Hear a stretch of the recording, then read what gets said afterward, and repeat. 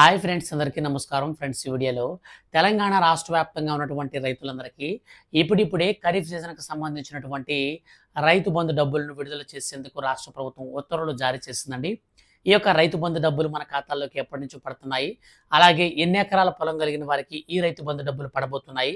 పూర్తి వివరాలతో నేను మీకు ఈ వీడియోలో తెలియజేస్తాను. కొన్ని కొత్త రూల్స్ ప్రకారం ఈసారి కొన్ని ఎకరాలకు మాత్రమే పరిమితి పెట్టారు. సో వీళ్ళందరికి కూడా ఎన్ని ఎకరాల లోపల వారికి వస్తాయి, అలాగే మనకు ఏ తేదీన పడతాయి. సో దీంతో పాటుగా రుణమాఫీకి సంబంధించి కూడా ఒక అప్డేట్ కూడా రావడం జరిగిందండి. సో రుణమాఫీ ఎవరికైతే జమ కాలేదో వాళ్ళు కూడా ఈ వీడియోని స్కిప్ చేయకుండా చూడండి. రైతు బంధు కోసం ఎదురు చూస్తున్నటువంటి రైతులందరూ కూడా స్కిప్ చేయకుండా కంప్లీట్గా చూడండి. అప్పుడే మన యొక్క రాష్ట్ర ప్రభుత్వం అప్డేట్ ఏమిచ్చింది, ఆ యొక్క అప్డేట్ ప్రకారం మనకు ఎలాంటి బెనిఫిట్స్ చేకూరబోతున్నాయి, ఈ విషయాలన్నీ కూడా నేను మీకు క్లారిటీగా అయితే ఎక్స్ప్లెయిన్ అంటే అర్థమయ్యేట్టు చెప్పగలుగుతాను. సో కాబట్టి స్కిప్ చేయకుండా పూర్తిగా చూడండి ప్రతి ఒక్క విషయాన్ని కూడా. అలాగే మీరు ఇంతవరకు మన ఛానల్ సబ్స్క్రైబ్ చేసుకోకపోతే దయచేసి సబ్స్క్రైబ్ చేసుకొని సపోర్ట్ అయితే చేయండి. అలాగే మీ యొక్క ఫ్రెండ్స్ అండ్ ఫ్యామిలీస్లో రైతులు ఎవరైనా ఉంటే వాళ్ళకు కూడా ఈ వీడియోని షేర్ చేయండి. ఇక లేట్ చేయకుండా టాపిక్ని మనం స్టార్ట్ చేద్దాం.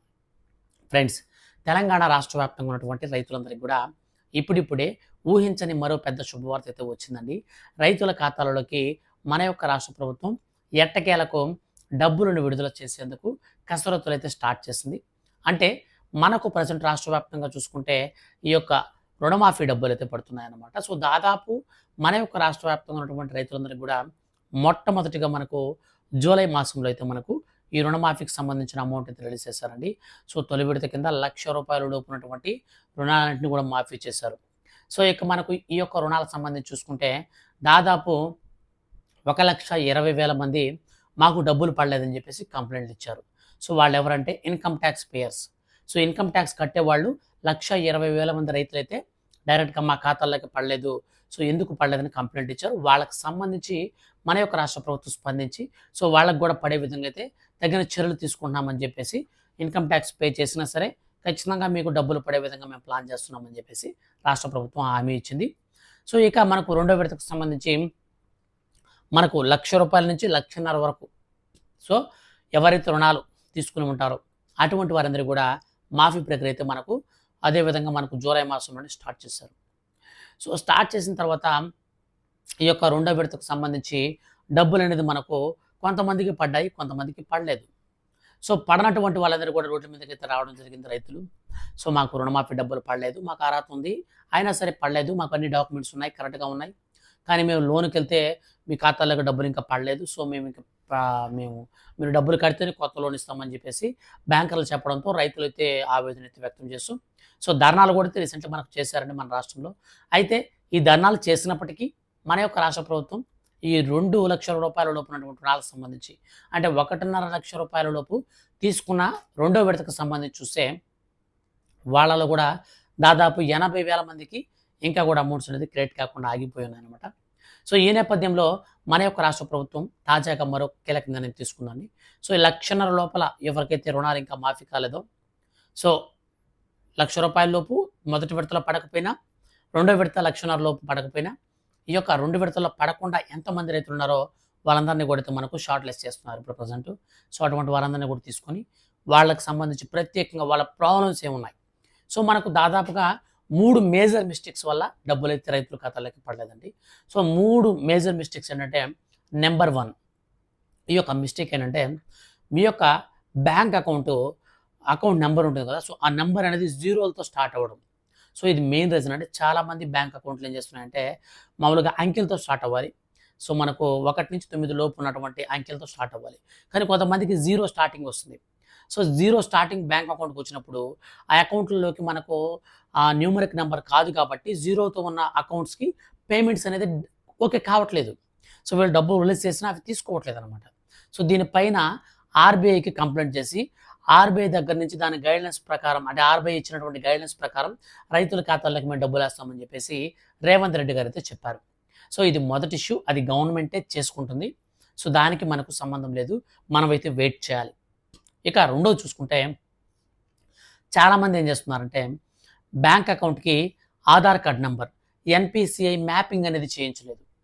సో ఎన్పిసిఐ మ్యాపింగ్ అనేది మీరు చేయిస్తేనే, సో బాగా గుర్తుపెట్టుకోండి, మీకు ఫస్ట్ ఒక bank account state bank account ఉందనుకోండి, ఇక మీకు రెండోదిగా ఎగ్జాంపుల్ పర్పస్ మీకు యూనియన్ బ్యాంక్ ఉందనుకోండి. సో మీకు స్టేట్ బ్యాంక్‌లో వచ్చేసి మీరు బ్యాంక్‌లో లోన్ తీసుకున్నారు. క్రాప్ లోన్ తీసుకున్నారు. ఈ మనకు యూనియన్ బ్యాంక్‌లో మీరు ఎన్‌పిసి మ్యాపింగ్ చేయించుకున్నారు. సో వీళ్ళకి పడవు. సో ఇట్లా పడవండి. మీరు ఖచ్చితంగా స్టేట్ బ్యాంక్‌లో లోన్ తీసుకుంటే స్టేట్ బ్యాంక్‌లోనే ఎన్‌పిసి మ్యాపింగ్ చేయించుకోవాలి.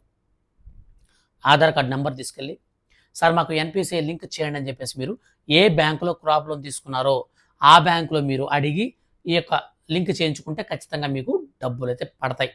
సో ఇది మనకు సెకండ్ రీజన్ అనమాట. సో ఎన్‌పిసిఐ మ్యాపింగ్ అనేది లేకపోవడం వల్ల వాళ్ళ ఖాతాలో డబ్బులైతే పడలేదు. సో ఇక మూడోది లాస్ట్ అండ్ ఫైనల్‌గా మనకు మేజర్ మిస్టేక్ చూసుకుంటే చాలామందికి ఏం జరుగుతుందంటే మన యొక్క రాష్ట్ర వ్యాప్తంగా ఉన్నటువంటి రైతులందరికీ కూడా రేషన్ కార్డు వల్ల చాలామందికి పడకుండా ఆగిపోయాయి. సో ఎలాగ పడలేదంటే చూడండి, ఇప్పుడు ఒక కుటుంబాన్ని మనకు ఒక యూనిట్‌గా తీసుకుంటుంది మన యొక్క రాష్ట్ర ప్రభుత్వం.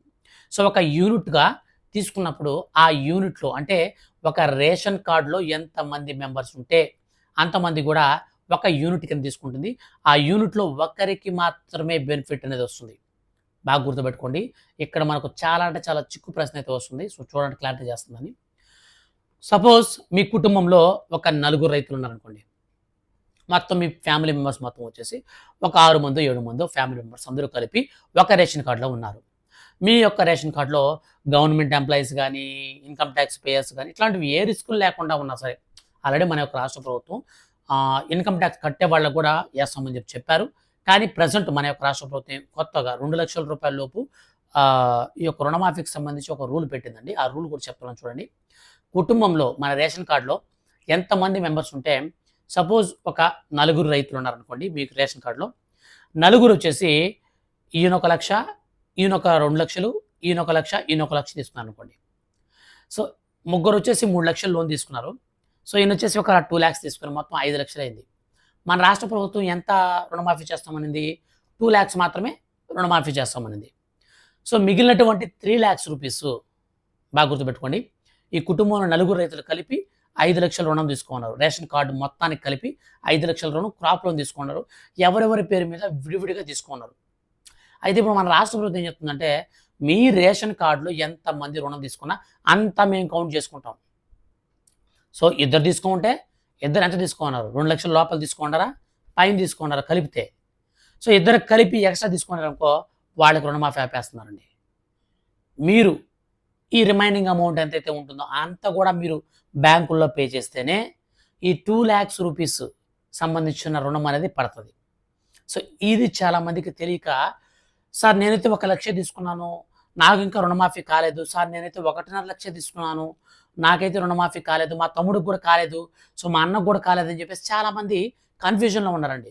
మన రాష్ట్ర ప్రభుత్వం తీసుకున్నటువంటి నిర్ణయం ఏంటంటే, సో ఈ విధానంలో తీసుకుందనమాట.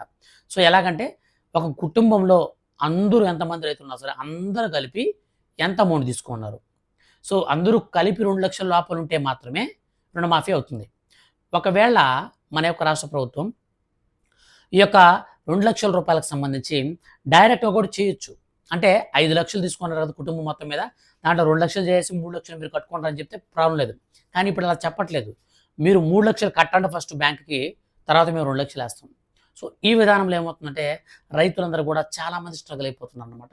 అదేంటది, మా అన్న రేషన్ కార్డులో ఉన్నాడు సరే, అతని పరిస్థితి అతను వేరు. సో అతను సపరేట్‌గా అప్పు తీసుకున్నాడు, నేను సపరేట్‌గా తీసుకుంటాను.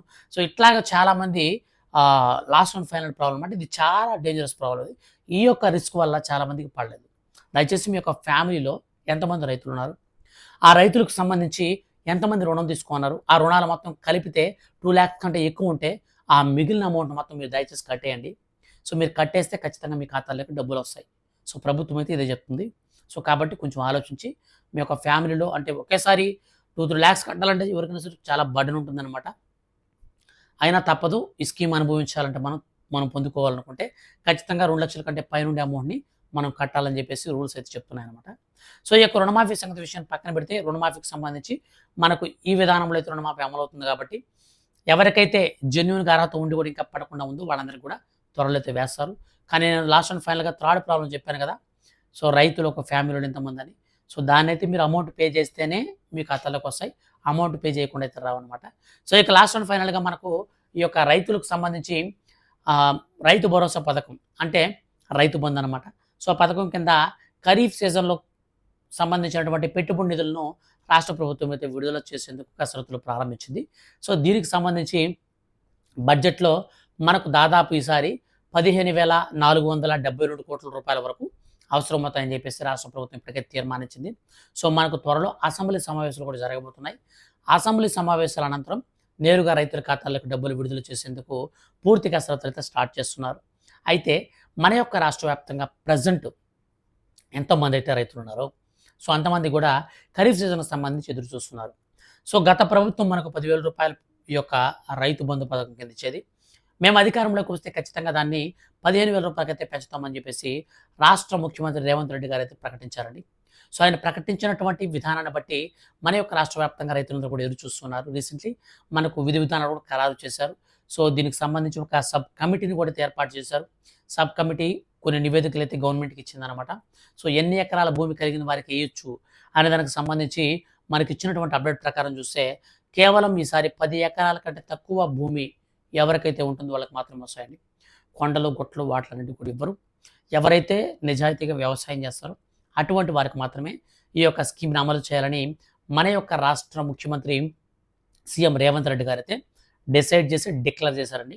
సో, ఆయన డిసైడ్ చేసిన ప్రకారం ఇక్కడి నుంచి మనకు 10 ఎకరాల లోపల భూమి కలిగినటువంటి వారికి మాత్రమే ఈసారి రైతు బంధు అనగా రైతు భరోసా స్కీమ్‌కి సంబంధించిన పెట్టుబడి నిధులైతే వస్తాయి. సో, తొలుత మనకు ఎంతమందికి డబ్బులు పడతాయంటే ఫ్రెండ్స్ మన యొక్క రాష్ట్ర వ్యాప్తంగా రూ. 15,000 ఇస్తామన్నారు. సో, ఒక్కో ఎకరాకి 15,000 ఇస్తామన్నారు. సో, ఫస్ట్ విడతలో 7,500, సెకండ్ విడతలో 7,500. సో, మొత్తం మీద మనకు ఈ యొక్క 2 విడతల్లో కలిపి మనకు రూ. 15,000 వస్తాయి. తొలి విడత కింద రూ. 7,500 అయితే ఒక్కో ఎకరాకైతే విడుదల చేస్తారు. విడుదల చేసేదంతా కూడా మనకు సేమ్ అలాగే ఉంటుందండి. ఒక ఎకరాకి మనకు ఉంటే 7,500. సో, 2 ఎకరాలు ఉంటే 15,000. సో, 4 ఎకరాలు ఉంటే 30,000. సో, ఇదే విధంగా అయితే మనకు ర్యాండమ్‌గా అయితే మనకు తీసుకొని వెళ్తారనమాట. ఈ యొక్క స్కీమ్‌కి సంబంధించి ప్రస్తుతానికి మనకు తాత్కాలిక అర్హుల లిస్ట్ రిలీజ్ చేశారు. సో, ఆ లిస్ట్ డిస్క్రిప్షన్‌లో ఇస్తాను. దాని ద్వారా మీరు చెక్ చేసుకోవచ్చు. ఈ యొక్క లిస్ట్ అనంతరం మనకు వచ్చేసి ఫైనల్ ఎలిజిబుల్ లిస్ట్ అయితే వస్తుందండి. ఫైనల్ ఎలిజిబుల్ లిస్ట్ వచ్చేసి మనకు విడుదలైన వెంటనే మన యొక్క రాష్ట్ర ప్రభుత్వం ఏం చేస్తుందంటే లిస్టు విడుదలైన తర్వాత ఒక 2-3 రోజుల తర్వాత మనకు డైరెక్ట్‌గా ఈ యొక్క అమౌంట్స్ కూడా అయితే మనకు రిలీజ్ అయితే చేస్తారనమాట. సో, ఈ యొక్క బడ్జెట్ పైన అయితే ప్రస్తుతానికి మన యొక్క రాష్ట్ర ప్రభుత్వం అయితే కసరత్తులు ప్రారంభించింది. సో, బడ్జెట్ వచ్చేసి మనకు 15,772. సో, ఈ రూ. 1,00,00,000 మనకు నేరుగా అవసరమవుతాయని చెప్పేసి చెప్పడం జరిగింది కాబట్టి ఈ యొక్క డబ్బంతా కూడా మనకు రెడీ చేస్తున్నారు. తొలి విడత కింద ఈ యొక్క గంజాయి సాగు చేసేవారు కావచ్చు, రియల్ ఎస్టేట్ వాడుతున్నటువంటి వాళ్ళు కావచ్చు, తర్వాత పౌల్ట్రీ ఫార్మ్స్ అంటే మనకు కోళ్ల ఫారాలు కావచ్చు. సో, ఇట్లాంటి వాడేటువంటి ల్యాండ్ వాడేటువంటి వాళ్ళందరికీ కూడా ఈ యొక్కసారి డబ్బులైతే రావన్నమాట. సో, ఎవరైతే జెన్యూన్‌గా మనకు రైతులు వ్యవసాయం చేస్తారో అటువంటి వారికి మాత్రమే డబ్బులొస్తాయి. సో, వీడియో కింద డిస్క్రిప్షన్ లింక్ ఇచ్చాను. దాని ద్వారా చెక్ చేసుకోండి. ఇలాంటి మరిన్ని లేటెస్ట్ అండ్ జెన్యూన్ అప్డేట్స్ కోసం మీరు మన ఛానల్‌ని సబ్స్క్రైబ్ చేసుకోండి. మనకు మరో 4-5 రోజుల్లో డబ్బులు నేరుగా అయితే ఖాతాలో పడిపోతాయి. ఆ అప్డేట్‌కి సంబంధించి ఫర్దర్‌గా ఏ చిన్న అప్డేట్ వచ్చినా సరే ఖచ్చితంగా నేను మీకు వీడియో చేసి తెలియజేస్తాను. మిస్ అవ్వకుండా ఉండాలనుకుంటే సబ్స్క్రైబ్ చేసుకొని పక్కనే బెల్ సింబల్‌ని ఆల్ నోటిఫికేషన్స్ పైన క్లిక్ చేసుకోండి. Thank you for watching.